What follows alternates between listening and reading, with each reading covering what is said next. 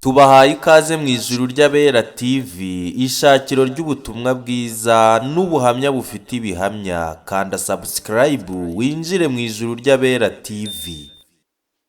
Shalom shalom, mugire amahoro muri Kristo Yesu. Ijambo ry'umunsi Pawulo yandikiye Abakorino ba mbere igice cya 13 uhere ku murongo wa 4 kugeza ku murongo wa 7.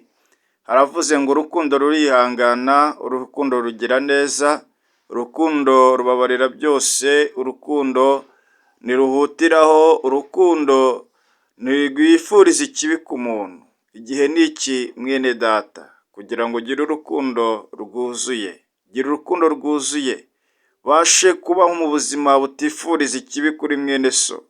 Bibiliya yavuze ngo urukundo ntirugira ishyari, ntiruhutiraho, ntabwo rutekereza ikibi ku muntu kuba yamugirira nabi. Gira urukundo rwuzuye nibwo uzabasha gukiranuka kose. Gira urukundo nk'urw'abana b'Imana, ukunde umufasha wawe, ukunde uwo mukundana, ukunde uwo sheri wawe, ukunde mama wawe, ukunde umuryango, ukunde igihugu.